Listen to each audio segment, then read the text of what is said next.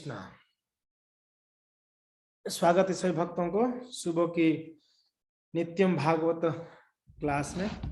तो आज हम श्री चैतन्य चरितामृत को पाठ करेंगे। तो चर्चा हो रही थी कि सार्वभौम भट्टाचार्य का उद्धार या मुक्ति का जो प्रसंग है चैतन्य चरितामृत के मध्य लीला के 6वां अध्याय है, सार्वभौम भट्टाचार्य का मुक्ति। तो उसमें हम चर्चा कर रहे थे। सार्वभौम भट्टाचार्य बहुत ही बड़े विद्वान पंडित और साथ साथ में वो थे तो पंडित, सारे शास्त्र को जानते थे मगर मायावादी थे। तो वो श्री चैतन्य महाप्रभु का संग प्राप्त किए।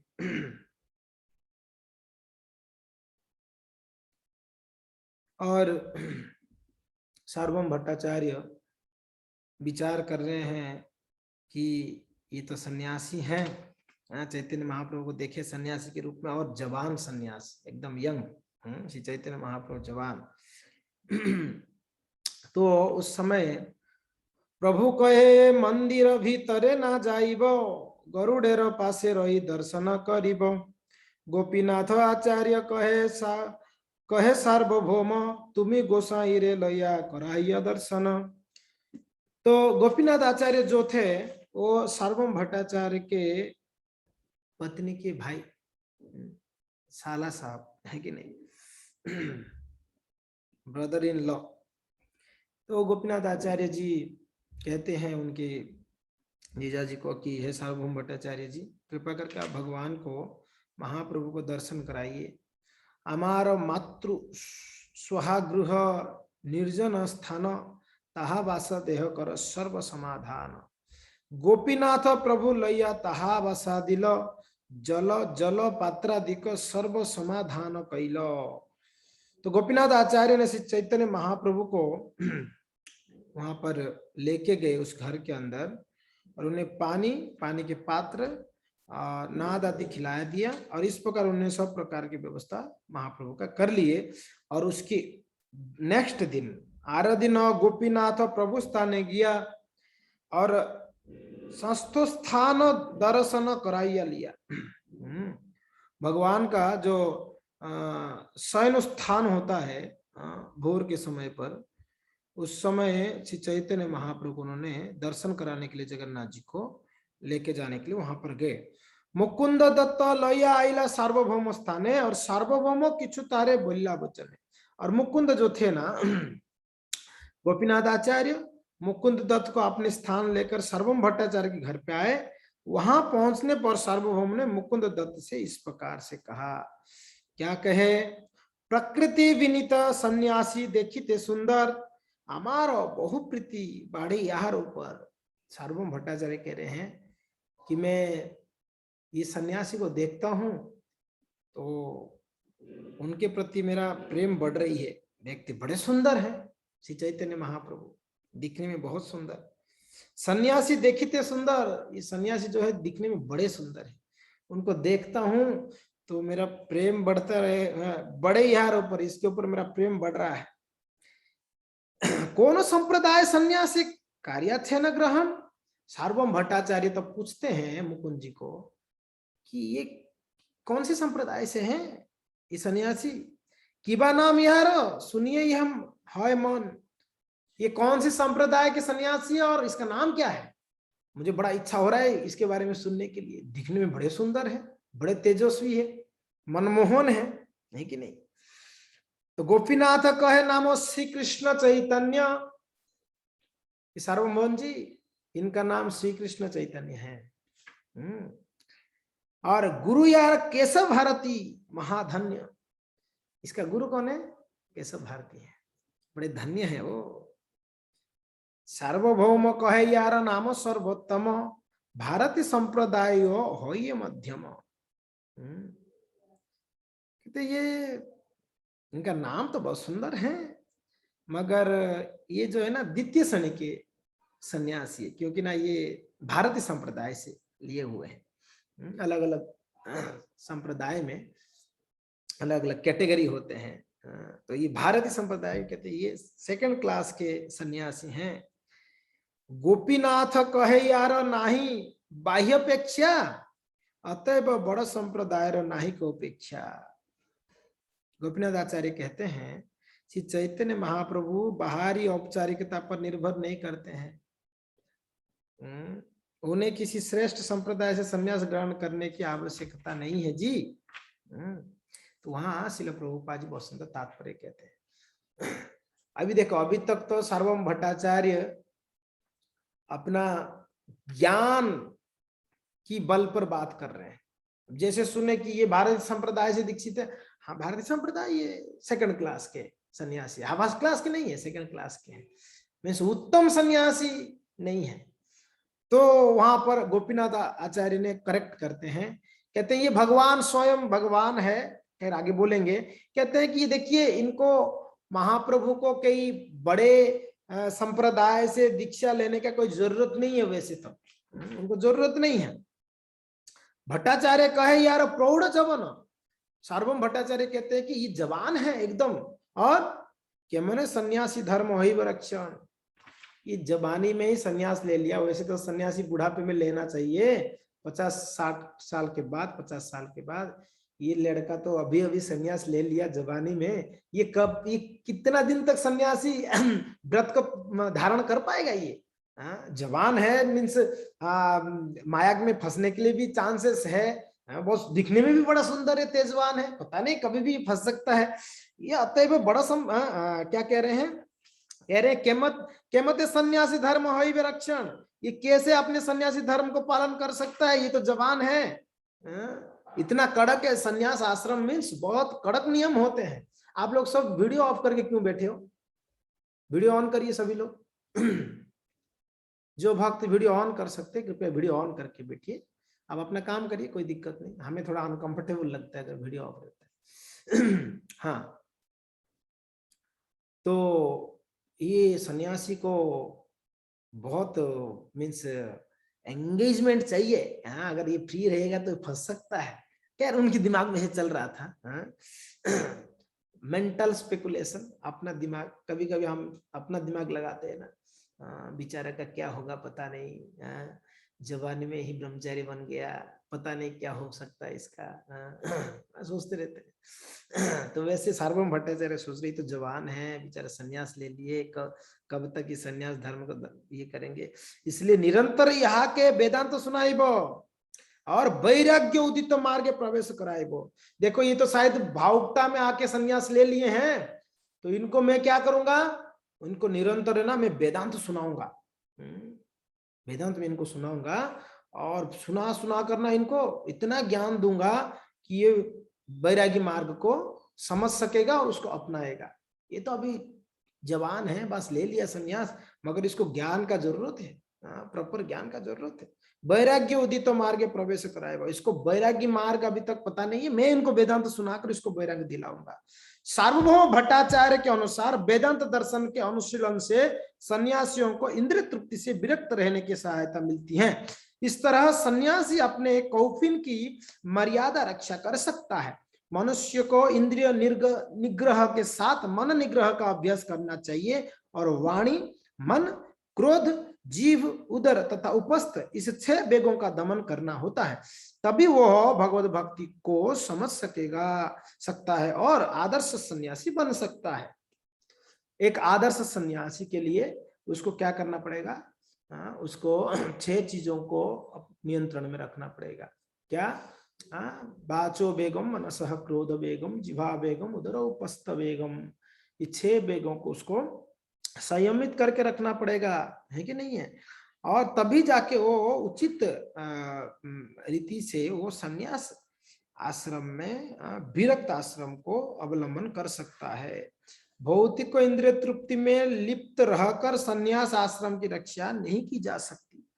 अगर कोई ये सोचता है मैं सन्यासी भी रहूं और भौतिक चीजों को भी करते रहूं, दोनों, बाहर से सन्यासी और भोग विलास में भी लगे, ये संभव नहीं है। उसको इंद्रिय तृप्ति से विरक्त होना पड़ेगा। अगर कोई सन्यासी या कोई विरक्त आश्रम को ग्रहण करता है, और ब्रह्मचारी भी क्यों ना हो, अगर विरक्त आश्रम में रहा तो उसको भौतिक भोग से उसको दूर रहना पड़ेगा, उसको अपनी इंद्रिय निग्रह करना बहुत अत्यंत आवश्यक है। और यहाँ पर श्रील प्रभुपाद जी कहते हैं कि भक्ति में हर एक भक्त को, भगवत भक्त को क्या करना चाहिए, उसको इंद्रिय निग्रह करना सीखना चाहिए, इंद्रिय निग्रह करनी चाहिए। इंद्रिय को नियंत्रण किए बिना कोई भी भगवत भक्ति में आगे नहीं बढ़ सकता है, क्योंकि ना भगवत भक्ति तपस्या पूर्ण है। ये तपस्या पूर्ण है, भोग विलास पूर्ण नहीं है भगवत भक्ति। तो इसके लिए इसमें अपने इंद्रियों को नियंत्रण करना जरूरी, और ये इंद्रिय नियंत्रण हमारी बस की बात नहीं है। हम चाहे तो इंद्रिय नियंत्रण, मैं इंद्रिय नियंत्रण कर पाऊंगा, संभव नहीं है। इंद्रिय नियंत्रण करने के लिए हमें गुरु वैष्णव का कृपा चाहिए, भगवान का आशीर्वाद चाहिए, कृपा चाहिए, तब हम अपने इंद्रियों को निग्रह कर सकते हैं, इंद्रिय दमन कर सकते हैं।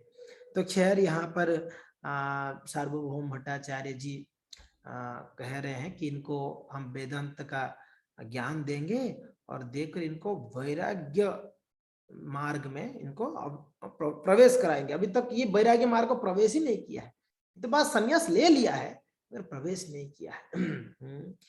वैसे हम भी समझ सकते हैं, हम अभी तक भक्ति में प्रवेश नहीं किए हैं, प्रारंभ कर रहे हैं मगर एंट्री नहीं किए हैं। एंट्री तब होगी जब हम गुरु वैष्णव की कृपा से हम भौतिक इच्छाओं को त्यागेंगे और भक्ति में प्रवेश करेंगे। ये भावना होनी चाहिए। तो खैर आगे कहते हैं, कहे न यदि पुनरपि योग पट्ट दिया, संस्कार करिए उत्तम संप्रदायानिया। इनको अभी तो ठीक है, ये भारतीय संप्रदाय से हैं, मगर इनको बढ़िया से ज्ञान देकर धीरे धीरे वैराग्य मार्ग में उनको अवसर कराकर उनको क्या करेंगे, फिर हम क्या करेंगे, इनको उत्तम संस्कार देकर उत्तम कोटि के सन्यासी बना देंगे। यदि श्री चैतन्य महाप्रभु अगर चाहते हैं तो हम उनको गेरुआ वस्त्र प्रदान कर कर वापस पुनः संस्कार कराकर उच्च कोटि के संप्रदाय में हम इनको ले आएंगे, कोई दिक्कत नहीं है। सार्वभौम भट्टाचार्य भगवान चैतन्य महाप्रभु को ज्ञान देना चाह रहे हैं और उनको उत्तम सन्यासी बनाना चाह रहे हैं। अरे जब भगवान स्वयं ही सन्यास लिए तो उत्तम ही है, उसमें क्या कमी है कि नहीं। सार्वभौम भट्टाचार्य देखिए, एक भक्त होगा तो व्यक्ति विनम्र रहेगा, ज्ञानी कभी विनम्र नहीं होता है। सिर्फ ज्ञान से विनम्रता नहीं आती है। कहा गया जरूर है, विद्या ददाति विनयम, 100%, मगर कौन सा विद्या है? भक्तिमय विद्या। भक्ति के साथ जो ज्ञान है, भक्ति के साथ ज्ञान है तो व्यक्ति को विनम्रता लाएगी। अगर भक्ति की बिना जो ज्ञान है वो विनम्रता नहीं लाती, वो अहंकार को बढ़ाती है। इसको हमें समझना चाहिए। इसके लिए ज्ञानी श्रेष्ठ जरूर है, मगर अगर भक्त नहीं है तो ज्ञान क्या होगा, हचपच जाएगा, कभी भी हमको गिरा सकता है। हम कुछ दिन पहले कह रहे थे एक क्लास में कि एक बहुत बड़े ज्ञानी थे इस्कॉन में ही, मगर भक्त भी थे वैसे, मगर ज्ञान का अहंकार से इतना डूब गए, बाद में आचार्यों को ही निंदा करने लगे, फिर उनका पतन हो गई। तो वैसे कई ज्ञानी हैं जिनका पतन हो जाती है, मगर भक्त का कभी पतन नहीं होती है। ये भगवान स्वयं कहे हैं कि मेरा भक्त का कभी नाश नहीं होता है। नामे भक्त्या प्रणश्यति क्षिप्रम भवति धर्मात्मा स्वच्छन्ति निगच्छन्ति कौन्तेय प्रति जाना ही नामे भक्त्या प्रणश्यति। हे कौन्तेय, मेरा भक्त का कभी नाश नहीं होता है। क्यों? क्योंकि ना वो इतना विनम्र रहता है भक्ति की वजह से। तो भक्त सिर्फ ज्ञान से काम नहीं चलेगा, भक्ति बहुत जरूरी है। तो खैर यहाँ पर वो कहते हैं कि अगर ठीक है, अगर चैतन्य महाप्रभु चाहे, ये श्री कृष्ण चैतन्य अगर चाहते हैं तो हम उनको जरूर उच्च संन्यास दिला देंगे, है कि नहीं, उच्च संप्रदाय में संन्यास दिलाएंगे, कोई दिक्कत नहीं। सुनी गोपीनाथ और मुकुंद दुहे दुखी होइलो। वहां पर मुकुंद भी थे, गोपीनाथ आचार्य उनके जो साले साहब वो भी थे वहां पर। बेचारे दोनों लोग तो भगवान महाप्रभु के पार्षद थे, बेचारे दोनों को बड़ा दुख हुआ। ये क्या बात कर रहे हैं? हाँ, ये महाप्रभु को उत्तम सन्यासी बनाना चाह रहे हैं। हाँ? गोपीनाथ आचार्य किच्छु कहते लगिला, दोनों से अभी सहन नहीं हो रही थी, तो गोपीनाथ आचार्य को बोलने लगे। सॉरी, गोपीनाथ आचार्य ने बोलना शुरू किए। क्या बोले? भट्टाचार्य तुम यार ना जानो महिमा। भट्टाचार्य जी, जीजा जी हैं, जीजा साहब, नाम लेके बोल रहे, आप जानते नहीं हो इनके बारे में, इनकी महिमा आप जानते नहीं है। भगवत्ता लक्षण यह ते ही सीमा। एक मिनट, मैं प्यार निकालता हूँ। 77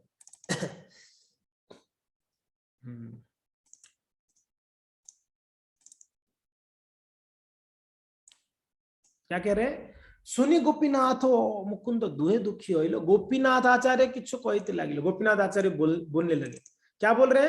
भट्टाचार्य तुम्ही यारो ना जानो महिमा। हे भट्टाचार्य जी, आप इनके ये श्री कृष्ण चैतन्य, इनका आप महिमा जानते ही नहीं है। भगवत लक्षण सीमा, पता है ये भगवान है, उनके अंदर भगवान के लक्षण है और उसका कोई सीमा भी नहीं है जी।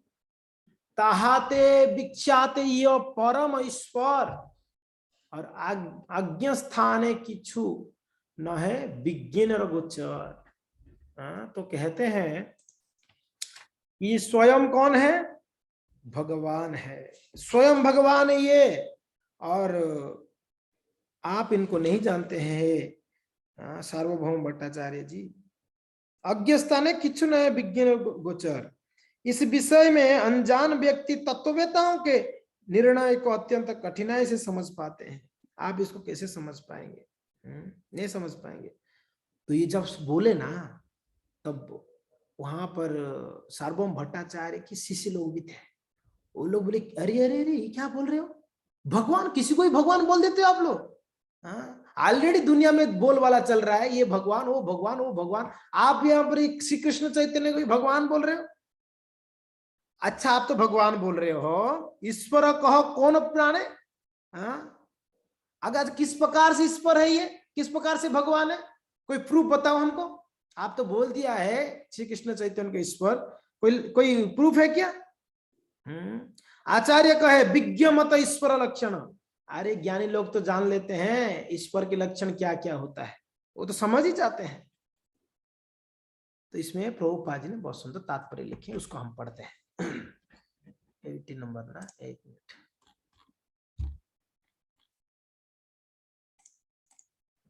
सब ध्यान से सुनिएगा, बहुत सुंदर विषय चल रही है।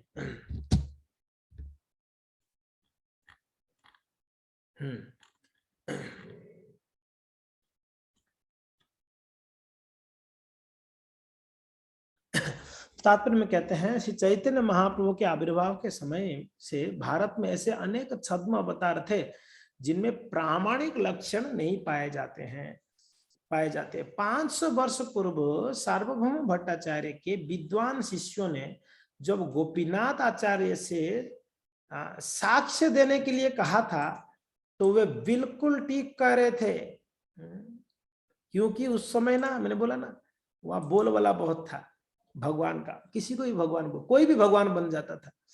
तो इसलिए उनके शिष्य बोले कि कोई प्रमाण है क्या ये भगवान है करके, कि ऐसे ही बोल रहे हो आप लोग भावुकता में आकर।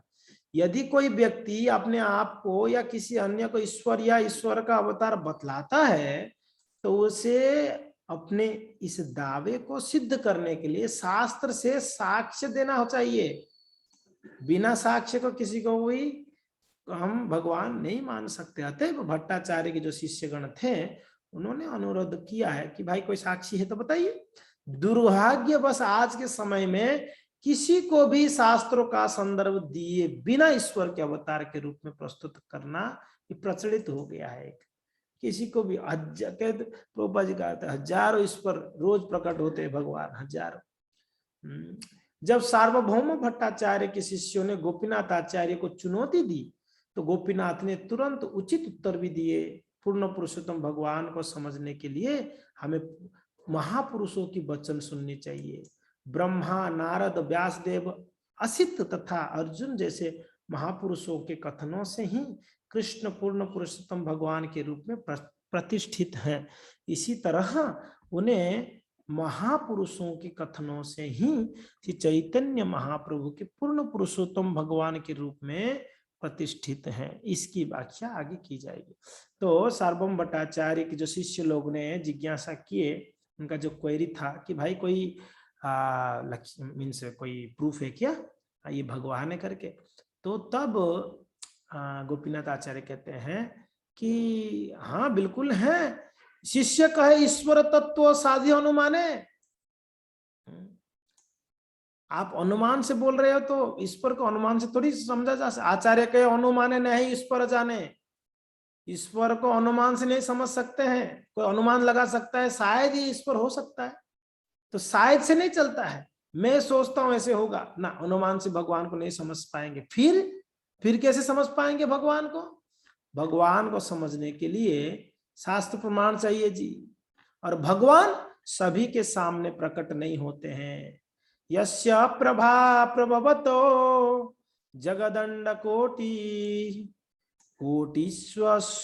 कोटिस्वशेष वसुधा विभवन्ति वसुधादि विभूति भिन्नाम तद ब्रह्म निष्फलम अनंत अशेष भूतम गोविंदमादि पुरुषम तमहम भजामि। तो भगवान जो गोविंद हैं वो उनके शरीर से करोड़ों सूर्यों की भांति ब्रह्म तेज निकलती हैं और वो सर्वव्यापी हैं। अनंत ग्रहों के सृष्टि के कारण है, जिससे तरह तरह की जलवायु है। ऐसे जलवायु तथा जो जीवन की विशिष्ट दशाओं से मुक्त है, वैसे भगवान को कैसे समझ सकते हैं? भगवान कहते ना हम प्रकाश्य सर्वस्य योग माया समावृतः मूढ़यम ना विजानाति लोकमाम अजम अव्ययम। मुझे नहीं समझ पाएंगे। कौन? मूर्ख लोग नहीं समझ पाएंगे। मैं उनके सामने तो प्रकाशित ही नहीं होता हूं जी, मुझे नहीं समझ पाएंगे वो लोग। तो इसको अनुमान से कैसे समझ पाएंगे भगवान को? अनुमान प्रमाण न ईश्वर तत्व ज्ञान। अरे अनुमान से ईश्वर को नहीं समझ पाएंगे, कैसे समझ पाएंगे? वो बतलाते हैं। गोपीनाथ आचार्य जी कहते कृपा विना ईश्वर कहने जा। क्या कह रहे हैं? भगवान को अगर समझनी है तो भगवान का कृपा का बहुत जरूरत है। बिना कृपा का भगवान को कोई ना समझा है ना समझ पाएगा। भगवत तत्व, भक्त तत्व, गुरु तत्व, इसको समझनी है तो इसमें विशेष कृपा का जरूरत है। हम अपना बुद्धि से इसको नहीं समझ पाएंगे। किसी ने भगवान को आज तक अपनी बुद्धि से, अपने ज्ञान से, कि कोई कह सकता है कि मैंने बहुत शास्त्र को अध्ययन कर लिया तो मैं भगवान को जान लिया है? संभव ही नहीं है। सिर्फ ज्ञान के मार्ग से भगवान को समझ। भगवान इसलिए भगवता में कहते हैं भक्त्या माम अभिजानाति। मुझे समझनी है तो भक्ति का जरूरत है। और भक्ति का अर्थ कृपा है। भक्ति मीन्स कृपा है। साधना तो है, हमारे तरफ से हम साधना कर रहे हैं, मगर हमारा साधना भी कृपा से हो रही है। हम विचार कर सकते हैं, मैं जप कर पा रहा हूं, कोई ना कोई कृपा किया है तभी जप हो रही है। एक जन का कृपा नहीं रहती है जी हमारा साधना। हम जो भी साधना करते हैं, सुबह जल्दी उठना है, जप करना है, तप करना है, सेवाओं को करना है, जो भी कर रहे हैं, ये इसके पीछे जो मूल बात है उसको समझना जरूरी है कि कृपा है, पीछे से कृपा आ रही है, इसलिए हम ये सब कर पा रहे हैं। आप बताइए हमारे पास ऐसे क्या गुण है जो हम भगवान का नाम भजन कर सकते हैं? संभव ही नहीं है भगवान का नाम भजन करना, संभव ही नहीं है। भगवान का दिव्य से, भगवान का हर एक चीज दिव्य है कि नहीं है? भगवान का नाम दिव्य है, भगवान का गुण दिव्य है, भगवान का रूप दिव्य है, भगवान का सेवा दिव्य है, सब कुछ दिव्य है। वैसे दिव्य चीजों को हम अशुद्ध चित्त से, अशुद्ध वाणी से, अशुद्ध इंद्रियों से कैसे हम कर सकते हैं सेवा? बताइए, संभव है क्या? नहीं संभव। ये सिर्फ और सिर्फ कृपा से हो रही है, कृपा के द्वारा ही कर पा रहे हैं हम। भगवान की कृपा ना हो तो हम लोग जिंदा भी मृत्यु, जिंदा ही मरे हुए होंगे। भगवत कृपा से हो रही है सब कुछ, आचार्य कृपा से, भगवत कृपा से, श्रील प्रभुपाद जी की कृपा से कर पा रहे हैं। तो कृपा के बिना भगवान को तो नहीं समझ पाएंगे, भक्त को समझना। अब इसी चैतन्य महाप्रभु भक्तावतार थे, यहां पर सार्वभौम नहीं समझ पा रहे हैं भगवान को। वो क्या सोच रहे हैं, अपने ज्ञान से, ज्ञान की बल पर या ज्ञान की बुद्धि से वो सोचते हैं कि ये सन्यासी को मैंने थोड़ा उत्तम सन्यासी बना दूंगा मैं अपनी ज्ञान देकर। क्यों? क्योंकि ना अभी तक सार्वभौम के ऊपर कृपा नहीं हुई है। ऐसे उठपटांग बोलने वाले के ऊपर कृपा हुई नहीं, तभी उठपटांग, जो उठपटांग बोलता है ना, समझो इसके ऊपर कृपा है ही नहीं। जो अपना मन धड़न बातें कर रहा है इसके ऊपर भगवान का कृपा नहीं है। कृपा जिनके ऊपर है वो व्यक्ति सही सही बात करेगा, वो व्यक्ति शास्त्रों से बात करेंगे, है कि नहीं? तो भगवत कृपा बहुत जरूरी है, भक्त कृपा बहुत जरूरी है। कृपा कैसे प्राप्त हो सकती है? इसके लिए क्या करनी पड़ेगी? कृपा पाने के लिए विनम्रता चाहिए। क्या चाहिए? विनम्रता चाहिए। तब कृपा होती है। गुरु महाराज मुझे कृपा करनी पड़ेगी आपको, मैं आपका शिष्य हूं, कृपा करिए, होगी ऐसा कृपा ना? कि गुरु महाराज जी मैंने इतना सेवा किया हूं, मुझे कृपा करिए। क्या भगवान को तो नहीं बोल पाएंगे, गुरुदेव है, गुरुदेव से बात कर सकते हैं जाकर, मैंने इतना सेवा किया उदयपुर में, आप मुझे ये कृपा करना पड़ेगा। तो आप ना, आपने कितना जप किया, कितना तप किया, कितना सेवा किया, उससे कोई लेना देना नहीं है, उससे कृपा नहीं मिलेगी। कृपा पानी है तो झुकना पड़ेगा, विनम्र बनना पड़ेगा, तभी कृपा होगी। विनम्र हो गए तो आपको बोलने का जरूरत नहीं, तो मुझे कृपा करो करके, अपने आप कृपा बरस जाएगी। जो हम्बल है ना, उसके ऊपर कृपा अपने आप हो जाती है, गुरु का, वैष्णव का। तो ये विनम्रता को हमारे अंदर क्या करना पड़ेगा? बढ़ानी पड़ेगी। ये विनम्रता आएगी कैसे? भगवान की नाम की शुद्धता तरीके से ध्यान पूर्वक जप करने से। क्योंकि ना विनम्रता नहीं आ रही, इसका कारण ये कि अहंकार है, हृदय में अहंकार है, इसलिए विनम्र नहीं है। अहंकारी व्यक्ति बड़ा चढ़ा के चलेगा, तो वो व्यक्ति झुकेगा कैसे? वही व्यक्ति झुकेगा जो अपना अहंकार को खत्म कर चुका है। और ये अहंकार या ये कामना, ये इच्छा, ये वासना है, जो भी है, ये सब भगवान के नाम जप से चेतो दर्पण मार्जन होगा। और नाम जप करते करते धीरे धीरे धीरे शुद्धता आएगी, धीरे धीरे विनम्रता भी आएगी। और यही मापदंड है भक्ति का। तो इसके लिए भक्ति एक कृपा का मार्ग है, भक्ति का मार्ग कृपा का मार्ग है, और सरल मार्ग भी है। कठिन मार्ग क्या है? अपने दम पे करना चाहूंगा तो ये कठिन हो जाएगी मेरे लिए, कृपा के ऊपर आश्रित होगा तो सरल हो जाएगा। कृपा के ऊपर आश्रित रहेगा तो सरल हो जाएगा, नहीं हो जाएगा। अगर छोटा बच्चा चाहेगा कि, मान लो छोटा बच्चा विचार करेगा मैं आज रोटी सब्जी बना के खाऊंगा, मैं अपने बल पर खाऊं, क्यों माँ बनाएगी खाऊंगा, मैं खुद से बना के खाऊंगा। खा बेटा, हालत खराब हो जाएगी। अपने बल पर खाना चाहता है, मगर वो पूर्ण शरणागत हो जाए माँ के प्रति, तो माँ अपने आप ठीक है, माँ कृपा से उनको बना के खिला सकती है। आसान कौन सा है? बैठे बैठे मुंह के पास आ रहा है खाना, वो आसान है, या खुद बना के खाना आसान है? कौन सा? माताओं को तो ज्यादा अच्छा आइडिया है। हाँ लीना माता जी, कौन सा ज्यादा आसान है? बैठ के सीधा आ गया प्लेट आपके सामने प्रसाद, वो अच्छा है कि आप खुद जाके कुकिंग करके 2 घंटा के बाद आप खाएंगे? वो तो है ना, मेहनत है ना, कठिन है ना थोड़ा सा। इसलिए भक्त लोग संडे के दिन बहुत खुश रहते हैं, आज मंदिर में प्रसाद मिलेगा, बनाना नहीं पड़ेगा घर पे। माताएं ज्यादा खुश रहते हैं कि मंदिर में प्रसाद मिलेगा। रोज रोज बनाते, एक दिन तो मंदिर में प्रसाद लेंगे शांति से, बना हुआ मिलता है। है कि नहीं? और आजकल तो सब लोग ने बना बना हुआ खाने के लिए होटलों में चले जाते हैं, बनाते नहीं। नहीं, हम ये बात कर रहे थे कि कृपा, कृपा बहुत बहुत सरल मार्ग है। ये भक्ति कृपा की मार्ग है। इसके लिए ऐसा कृपा के मार्ग में हमको कितना झुक के रहना चाहिए। हर तरफ से कृपा बरस रही है, एक वैष्णव नहीं अनेक वैष्णव हमारे ऊपर कृपा करते रहते हैं। हम भले ही बदमाश होंगे, उनके बारे में कभी सोचते नहीं है। वैष्णव हमारे बारे में निरंतर सोचते हैं कैसे इस जीव का उद्धार होगा। गुरु सोचते हैं, भगवान सोचते हैं हमारे लिए।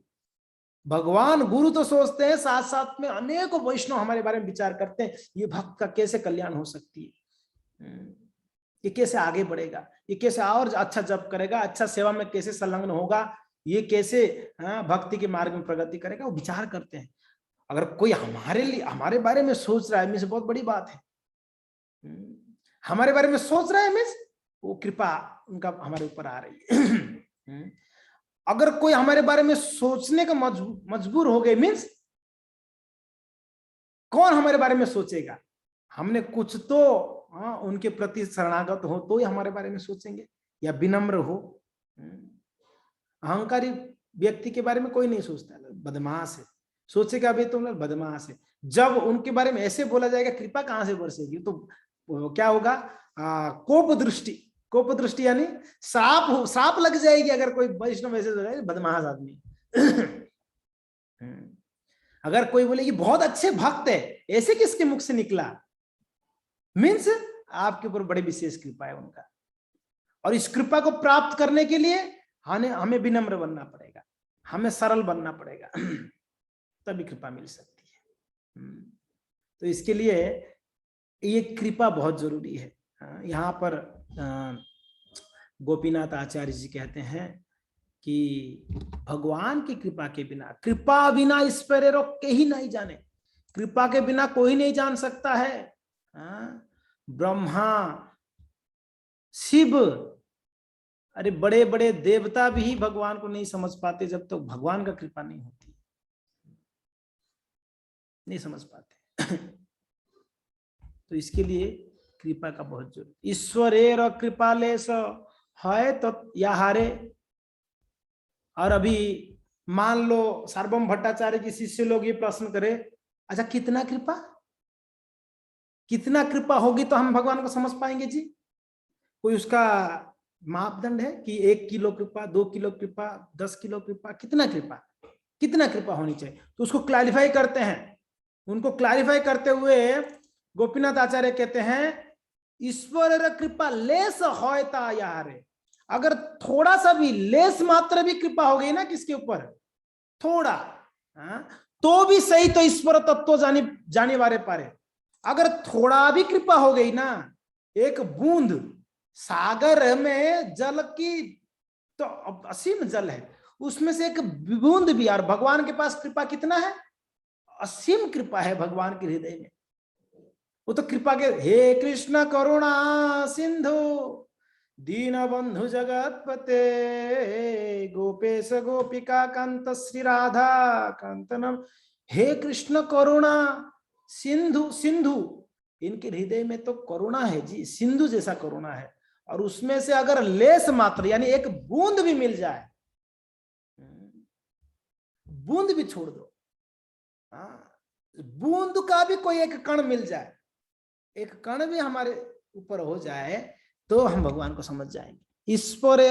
ईश्वरेर कृपा लेस हो जेता जारे से ही तो ईश्वर तत्व जाने वाले पर। अगर थोड़ा सा भी ईश्वर कृपा कर ले, इसका मतलब ये सिद्ध होता है बड़े बड़े ज्ञानी के ऊपर थोड़ा भी कृपा नहीं है भगवान का, तब ना इस भगवान को नहीं समझ पाते ये लोग। और हमारे ऊपर लगता है कि खूब कृपा है, हम तो कोई ना ज्ञानी है ना कोई पंडित है, हमारे ऊपर कितना कृपा है, इतना समझ गए कि भगवान कृष्ण जो है परम पुरुष है। ये समझना बहुत कठिनाई है जी, बहुत बड़े बड़े लोग नहीं समझ पाते हैं। एक बार श्रील प्रभुपाद महाराज के सामने बहुत सारे साइंटिस्ट फिलोसोफर्स बैठे हुए थे, बातचीत हो रही थी, भगवान कौन है उसका चर्चा हो रही थी। तो श्रील प्रभुपाद जी बोले हमारे संस्था में एक छोटा बच्चा भी जानता है भगवान कौन है। फिर वहां पर वो कौन मालती माता जी की बेटी थी ना, सरस्वती खेल रही थी, छोटी सी बच्ची थी सरस्वती, वहां खेल रही थी। बोले सरस्वती कम हियर, छोटी बच्ची थी, शायद 3 साल की होगी, 4 साल की थी, बहुत छोटी सी थी, वहां खेल रही थी। बड़े बड़े साइंटिस्ट के साथ प्रभुपाद जी का बातचीत चल रहा था, ओ भगवान कौन है। तो प्रभुपाद जी बोला हमारा संस्था में एक छोटा बच्चा भी जानता है भगवान कौन। तो सरस्वती को बोला है, सरस्वती कम हियर। पूछे सरस्वती बताओ भगवान कौन है, हु इज गॉड। तो सरस्वती कहती है कि Swami ji, Krishna is the supreme personality of Godhead. वो एकदम संपूर्ण वाक्य में बोली वो बच्ची, कृष्ण जो है परम पुरुष है, supreme personality of God head, पूर्ण पुरुषोत्तम भगवान है, ऐसा। तो बोले देखो हमारे संस्था में छोटी, ये देखिए ये तो है प्रभुपाद जी का जो मूवमेंट है, कृपा वाला ही मूवमेंट है, अद्भुत कृपा है। इस संस्था में बहुत ज्ञानी या ज्ञान लेके आएगा तो ही समझ पाएगा, ऐसा नहीं है। निपट मूर्ख अंगूठा छाप भी आ जाएगा, उसको भी समझ में आ जाता है कि कृष्ण कौन है, भगवान है। भक्ति की महिमा, भगवान की महिमा, सेवा की महिमा, नाम की महिमा, मूर्ख से मूर्ख व्यक्ति भी इस संस्था में जानता है अच्छे से। इसके लिए कहा गया है गुरु वैष्णव का कृपा होता है तो पंगु लंगा एते गिरिम, लंगड़ा भी पहाड़ चढ़ सकता है, असंभव संभव हो सकता है, ये कृपा का मार्ग है। गुरुदेव कृपा बिंदु दिया करो दासे, तृणापेक्षाति हीना। है क्या गुरुदेव, गुरुदेव देखते हैं भजन है तो गा लेते हैं।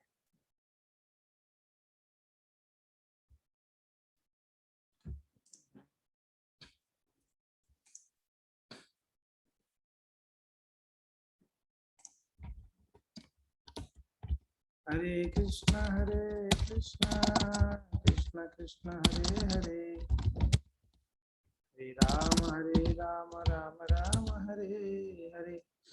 मिला। गुरुदेव कृपा बिंदु दिया करो ऐ दासे, ऋणापेक्षाति हीना। गुरुदेव कृपा बिंदु दिया करो ऐ दासे, ऋणापेक्षाति हीना। सकल सहने बल दिया करो, सकल सहने बल दिया करो, निज माने स्पृहाहीन। गुरुदेव निज माने स्पृहाहीन, गुरुदेव कृपा बिंदु दिया करो ऐ दासे, तृणापेक्षाति हीना। गुरुदेव कृपा बिंदु दिया करो ऐ दासे, तृणापेक्षाति हीना। ये कृपा देखिए, कृपा का महिमा देख लो। हे गुरुदेव आप कृपा का एक बिंदु दीजिए, और देकर ये दास को क्या करिए, तृणापेक्षाति हीन, बड़ा हीन, मैं तृण से भी ज्यादा हीन हूं, मुझे कृपा करिए। सकल सहने बल दिया करो, निज माने स्पृहाहीन। हे भगवान, हे गुरुदेव मुझे कृपा करोगे तो आपकी कृपा की बल से मैं क्या कर सकता हूँ, मेरे साधना के बल से नहीं, आपकी कृपा हो जाएगी तो मैं सब कुछ सहन कर लूंगा। सकल सहने, मैं सहन कर लूंगा सब कुछ। हे गुरुदेव सकल सम्मान करिते सकति, सकल सम्मान करिते सकति, देहनाथ जथा जथा तबे तो गाइब हरि नाम सुखे, अपराध हबे हता। हे गुरुदेव कृपा करेंगे तो आप क्या करूंगा, ये कृपा की बल से सकले सम्मान, मैं सबको सम्मान कर सकता हूं। मेरा साधना से विनम्र बन ही नहीं पा रहा हूं, किसी को सम्मान ही नहीं कर पा रहा हूं, साधना से तो मेरा अहंकार बढ़ रही है, मगर कृपा होगी तो क्या होगा, विनम्र बन जाएगा व्यक्ति। तो सकले सम्मान, सबको मैं सम्मान कर सकूंगा। करीते सकती देहो नाथो जथा तथो, तबे तो गाइबो हरि नाम सुखे। और हे गुरुदेव, आपका कृपा होगी तो मैं सबको सम्मान दूंगा, और सबको सम्मान दूंगा, और कृपा के बल से तो मैं हरि नाम को सुख से गा पाऊंगा। और अपराध हव होते, अपराध से मैं बच पाऊंगा। और अपराध से भी मुक्त होना है तो कृपा चाहिए। कबे है न कृपा लभिया हे जन, कबे है न कृपा लभिया हे जन, कृतार्थ होइबे नाथ, कृतार्थ होइबे नाथ।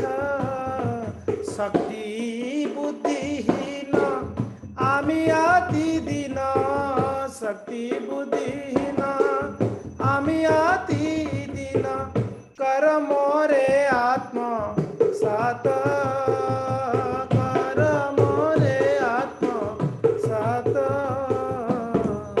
कबे है न कृपा लभिया जने, कृतार्थ होइबे नाथ। हे प्रभु, कब मेरे ऊपर कृपा करेंगे। शक्ति बुद्धिहीन आमी अति दीन। ये देखिए, कृपा पाने के लिए योग्यता क्या है, ये योग्यता चाहिए, हमने जो अंडरलाइन किया है। जो व्यक्ति अपने आप को ये समझता है कि मेरा शक्ति मेरा बुद्धि कुछ नहीं है, मैं बहुत दीन हूं, आमी अति दीन, वो व्यक्ति को कृपा मिल सकती है। ये ऐसे भाव से अगर किसी ने प्रार्थना करता है तो कृपा निश्चित मिलेगी उसको। ये भावना होनी चाहिए। योग्यता विचारे किछु नाही पाय, योग्यता विचारे किछु नाही पाय, तुम्हार करुणा सार, तुम्हार करुणा सार। करुणा ना होइले कांदिया कांदिया, करुणा ना होइले कांदिया कांदिया, प्राण ना राखिब आर, गुरुदेव प्राण ना राखिब आर। कृपा बिंदु दिया करो एई दासे, तृणापेक्ष अतिहीन। ये कृपा लेने का असली योग्यता है। क्या योग्यता चाहिए कृपा पाने के लिए? योग्यता क्या चाहिए? योग्यता विचारे किछु कुछ भी, कुछ कोई योग्यता ही नहीं, वही योग्यता है। हाँ, क्या योग्यता चाहिए कृपा लेने के लिए? कोई योग्यता नहीं मेरे अंदर, यही योग्यता है कृपा लेने के लिए। कोई सोचता मेरा योग्यता है कृपा के लिए तो योग्य नहीं हो आप। कोई सोचता है मेरे अंदर कोई योग्यता नहीं है तो वही कृपा लेने के लिए योग्य है। I am unqualified means you are qualified, I am qualified means you are totally unqualified. ये कोई क्वालिफिकेशन ही नहीं है इसके पास, तो ये सेवा करने के लिए मीन्स मेरे पास क्वालिफिकेशन, यही मैं कहना चाह रहा हूं। अगर मैं कहता हूं ये क्वालिफाइड नहीं है, मतलब मैं क्वालिफाइड हूं। अब मैं क्वालिफाइड अगर मैं बोलता हूं, इसका अर्थ ये हुआ मैं अनक्वालिफाइड हूं, एक नंबर के। यह सही मूड यह है कि सभी क्वालिफाइड है, मैं अनक्वालिफाइड, ये सही मूड है, ये असलियत में सही मूड है। और यही शास्त्र वचन है, यही हमारे आचार्य लोग भजन में लिखे हैं। अगर ये भाव नहीं उत्पन्न हुई भक्ति में, तो फिर तो हमारा भक्ति कैसा है? वो भक्ति एक मशीन जैसे हो जाएगी। मशीन देखा है ना, डुम डुम डुम डुम डुम डुम, कुछ मंदिर बजता है ना बाजा, संध्या आरती में, सुबह आरती में एक बाजा बजता रहता है, मशीन बजती है। वैसे हो जाएगा, सुबह उठते हरे कृष्णा मशीन जैसा। कम से कम ठीक है, भक्ति में मशीन जैसा भी ठीक है, पन यहीं पर नहीं रहना है, मशीन जैसा ही रखना नहीं है। भक्ति में उसके हृदय में विनम्रता है, और वो विनम्रता भगवत कृपा वैष्णव कृपा से होगी। और वैष्णव की कृपा पाने के लिए उनका सेवा, सेवनम, सेवा करनी पड़ेगी तब कृपा मिलेगी। तो यहाँ पर क्या कह रहे हैं गोपीनाथ आचार्य जी? कहते हैं कि ईश्वर कृपा लेस, अगर थोड़ा सा भी कृपा हो जाएगी ना भक्तों, हमारे ऊपर खूब कृपा है, खूब खूब कृपा है, इसके लिए कृतज्ञ बनिए, इसके लिए कृतज्ञ बनिए। कई परिस्थिति में कृतज्ञ ना बने। कृतज्ञ यानी किया हुआ हेल्प को भूल जाना। भूल जाते हैं हम, जब अपने ऊपर बात आती है तो भूल जाते हैं कृपा को, कृतज्ञ बन जाते हैं। तब तक वो अच्छा भक्त है जब तक मेरे बारे में निंदा नहीं करता है, मुझे नहीं बोलता है। जब मुझे बोलने लगा मीन्स ये बदमाश है, ये सही व्यक्ति नहीं। सब पिछले सारा चीज हम भूल जाते हैं कि हमारे ऊपर जितना कृपा किया इतना सालों से, सब भूल जाते हैं, बस उसका निंदा करने लगते हैं। ये हम लोग का कहते हैं ना, बेईमान है हम, एक नंबर के बेईमान है। बेईमानी नहीं बननी है, कृतज्ञता हमेशा कृतज्ञता भाव होनी चाहिए। थैंक यू का भाव हमेशा, थैंक यू, धन्यवाद, कृपा है, कृपा है, कृपा है। अगर ऐसे जो रहेगा वो भक्त बहुत आगे बढ़ेगा। तो खैर कृपा के बारे में इसलिए हम थोड़ा सा बतलाए। फिर आगे कहते हैं तुम्हारा नाही का दोषो। अभी बड़े कड़क शब्द बोले, देखो क्या बोल रहे हैं। तुम्हारो नाही को दोषो, शास्त्र एक है, पंडित्याधेर ईश्वर तत्व ज्ञान कभु न है। यह आपकी दोष नहीं है, यह तो शास्त्रों का ही निर्णय है। आप केवल पांडित्य से पूर्ण पुरुषोत्तम भगवान को नहीं समझ सकते। किनको बोल रहे हैं? सार्वभौम भट्टाचार्य उनके शिष्यों को बोल रहे हैं कि भाई ये आपकी प्रॉब्लम नहीं है, ये तो आप पंडित्य, आपने आपको पांडित्य सोच रहे हो, आप पांडित्य से परम पुरुष को कैसे समझ सकते हैं? आपके ऊपर कृपा, यानी डायरेक्टली बोल रहे हैं कि आपके ऊपर कृपा नहीं है भगवान का, आप नहीं समझ सकते भगवान को। सार्वभौम कहे आचार्य कहे सावधान, है जबान संभाल के बात कर क्या बोल रहा है? अभी परम पंडित ये सार्वभौम भट्टाचार्य, उनकी इतने सारे शिष्य, सन्यासी शिष्य थे, उनको बोल रहा है कि मूर्ख नंबर 1 है, आपको कृष्ण की कृपा ही नहीं है, आप नहीं समझ पा रहे हो। वो क्या बोलेगा? व्यक्ति तो पानी पानी हो जाए। उनके शिष्य के सामने उनका ऐसे बोला जा रहा है। आचार्य कहे सावधान, अरे थोड़ा सावधानी से बात करो। आप बोल रहे हमारे ऊपर कृपा नहीं, तो आपके ऊपर कृपा करके क्या प्रमाण है? सार्वभौम भट्टाचार्य कह रहे हैं अगर आप बोल रहे आप हमारे ऊपर कृपा नहीं है, तो आपके ऊपर कृपा है करके आप समझ गए कृष्ण को, आप ईश्वर को जान लिए, तो आपके ऊपर कृपा करके प्रमाण क्या है? सार्वभौम कहे आचार्य कहे सावधान, सावधाने तुम्हारे इस पर कृपा है, इथे की प्रमाण है। अगर आपके ऊपर इस पर का कृपा है तो इसका प्रमाण क्या बताइए? तब कहते हैं आचार्य कहे वस्तु विषय है वस्तु ज्ञान, वस्तु तत्व ज्ञान है कृपाति प्रमाण। गोपीनाथ आचार्य क्या कह रहे हैं? कह रहे हैं सर्वाधिक कल्याणकारी परम सत्य का ज्ञान ही परमेश्वर की कृपा का प्रमाण है। समझ में आ रहा है? भगवान के बारे में जो कल्याणकारी है भगवान, ये जो ज्ञान है ना, यही असली कृपा है, यही असली कृपा है। सार्वभौम भट्टाचार्य भाषा भी सुन रहे, इहार शरीर सब ईश्वर लक्षण। अरे इसको समझ जाना ही कृपा है। भगवान को नहीं समझाने कृपा नहीं है। भगवान को समझ गए आप, ये बड़े दयालु है, ये बड़े कृपालु है, तो आपके ऊपर कृपा हुई है, तभी तो समझ पाते। यही तो है लक्षण, यही प्रमाण है, और कोई अलग प्रमाण देने का जरूरत नहीं है। और इनकी शरीर में, ये श्री कृष्ण चैतन्य के शरीर में सारा ईश्वर के लक्षण है, दिख रहा है। महाप्रेमा वैसे तुम्हें पाई छे दर्शन, अरे भगवान का विशेष कृपा है जी, आपको दर्शन मिल गया। देखो तबु तो ईश्वर ज्ञान ना हो तमार ईश्वर माया हो बलि व्यवहार। क्या कह रहे हैं? श्री चैतन्य महाप्रभु के शरीर में पूर्ण पुरुषोत्तम भगवान के सारे लक्षण प्रत्यक्ष देखने के बाद भी आप उन्हें नहीं समझ सकते हैं, नहीं समझ पाए, तो इसे ही सामान्यतः माया कहा जाता है, यानी आप माया में हो। आप जब सामने भगवान खड़े हैं तभी भी भगवान को आप नहीं पहचान पाते, तो फिर तो आप माया में हो, भगवान का कृपा है नहीं आपके ऊपर।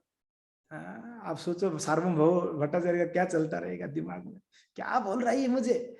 देखी ले ना देखे तारे बहिर्मुख जन, सुनी हासी सार्वभौम बोली न वचन। जो कृष्ण के बहिर्मुख होते हैं वो भगवान को देखकर भी नहीं देख पाते हैं, वो भगवान को देखकर भी नहीं देख पाते। दुर्योधन के सामने भगवान थे, दुर्योधन उनको नहीं पहचान पाया, वही भीष्म पितामह से पहचान लिए ये भगवान है करके। कृपा जिनके ऊपर है वो पहचान पाएंगे। वो ग्वाला है, बोले ग्वाला है, इसको बांध दिया जाए, यहां तक के ऑर्डर दे दिया बांध दो इनको। नहीं समझ पाया, कृष्ण सामने खड़े थे, नहीं समझ पाए। तब वहां पर कृपाचार्य, द्रोणाचार्य, ये लोग, अरे अरे क्या कर रहे हैं, भगवान को बांधने जा रहा है, निपट मूर्ख, क्योंकि ना नहीं समझ पा रहा था। मगर वहां पर कुछ भक्त थे, भीष्म पितामह जैसा, वो देख रहे थे भगवान को। तो भगवान को देखने के लिए भगवान की कृपा चाहिए, कृपा चाहिए। जब उनका कृपा होगी तो हम इस भौतिक नेत्रों से उनको देख सकते हैं। जगन्नाथ जी को कौन देख सकता है? अरे वो दक्षिण भारत में आप सब जानते हैं भगवान वेंकटेश को, कौन नहीं जानता है, वो परम पुरुष भगवान है करके। फिर भी वहां बड़े बड़े पंडित वेंकटेश को बोलते थे कि ये एक शिव जी है। क्या बोलते थे? शिव जी है ये, क्योंकि ना वेंकटेश की यहाँ पर सर्प का निशान है उनके शरीर में। तो बोलते थे देखो ये सर्प तो महादेव के शरीर में होता है, तो ये शिव जी है। तो शैव लोग वेंकटेश को शिव जी बोलते थे, वैष्णव उनको भगवान बोलते थे। तो उनका बड़ा झगड़ा होता था, बहुत झगड़ा हुआ था। वो कहते थे ये शिव जी है, शिव जी के रूप में वो आराधना करते थे, वैष्णव लोग उनको भगवान के रूप में करते थे। रामानुजाचार्य जब पहुंचे इसमें तिरुमला में, तिरुपति में, तो बोले कि बड़ी बड़ा दुविधा है। हाँ, लोग शिव है, ये बोले कि ये भगवान विष्णु है। तो रामानुजाचार्य कहे कि चलो ठीक है, हम एक परीक्षा करते हैं, ये परीक्षा में पता चल जाएगा ये महादेव है या विष्णु है। तो क्या किए, बोले देखो शिव जी का जो जो अस्त्र शस्त्र है, उनका जो भी उपादान है वो आप लेके आइए, हम भगवान विष्णु का जो जो है अस्त्र शस्त्र हम लाएंगे। दोनों को हम क्या करेंगे, रात को जब भगवान का शयन होगा, दोनों को अंदर रख देंगे, भगवान के गृह के अंदर, पट बंद कर देंगे। सुबह मंगल आरती में देखते हैं, ये अगर शिव जी होंगे, अब शिव जी का जो त्रिशूल होता है, डमरू होता है, अपने हाथ में ले लेंगे वो। अगर ये विष्णु होंगे तो ये शंख चक्र गदा पद्म में ले लेंगे, सिंपल बात है, तो कंफर्म हो जाएगी। तो ठीक है, तो मान गए, सही भी मान गए, ठीक है ठीक है। तो क्या किए, रात को रखा गया, शिव जी का जो भी था, डमरू था, त्रिशूल था, वो इत्यादि इत्यादि रखे, और भगवान का जो भी था, विष्णु का शंख चक्र गदा पद्म आदि रखे, और किवाड़ बंद कर दिया गया। जो सुबह मंगला में जब दर्शन किए भक्त, तो वेंकटेश जी ने शंख चक्र गदा पद्म धारण कर लिए थे। तो तभी शैव लोग भी जो वहां पर स्वीकार करना पड़ा कि ये विष्णु है करके। तो हम यही कह रहे थे, देखिए बड़े बड़े विद्वान है, साउथ इंडिया में बहुत बड़े बड़े विद्वान होते हैं, बहुत प्रचंड विद्वान होते हैं, फिर भी वो भगवान को देख के भी नहीं समझ पा रहे थे कि भगवान विष्णु है करके, शिव जी मान रहे थे। तो वैसे भगवान का अभी भी आप उड़ीसा में कुछ, अभी भी कुछ लोग हैं, हम लास्ट टाइम जब गए थे देखे, दो लोग बैठ के बात कर रहे थे, लग रहे थे कि पढ़े लिखे हैं, और एक व्यक्ति बोल रहा है कि सिर्फ जीवा नहीं दिख रहा है मगर ये काली है। किनको? जगन्नाथ जी को काली बोल रहे हैं। बोले कि क्यों, काली देवी काली काला रहती है ना, बोलते कि ये काली ही है, सिर्फ जीवा बाहर नहीं है, बाकी पूरा काली ही है ये। तो शाम वो उसकी बाजू में जो बेटा है बोल रहे कि हाँ मुझे भी लग रहा है काली ही है ये। बताओ, भगवान जगन्नाथ जी को काली बोल रहे हैं, नहीं समझ पाएंगे। भगवान का दर्शन करके आके बाहर बैठ के चर्चा हो रही थी, आप बताइए। तो इसके लिए जब तक भगवत कृपा नहीं होगी ना, तब तक ये संभव नहीं है, संभव नहीं है। तो हमारे आंख का पर्दा तब हटेगा, ये कौन सा, ये जो अहंकार का पर्दा भगवान कृपा कर दे तो इसलिए हम भक्तों को हमेशा गुरु वैष्णव भगवान का कृपा के ऊपर आश्रित रहकर भजन करनी चाहिए। हरे कृष्णा। जय श्री चैतन्य चरितामृत की जय, कृष्णदास कविराज गोस्वामी की जय, शिल प्रभुपाद की जय, निताय गौर हरि प्रेमानंदे हरि हरि बोल। कोई जिज्ञासा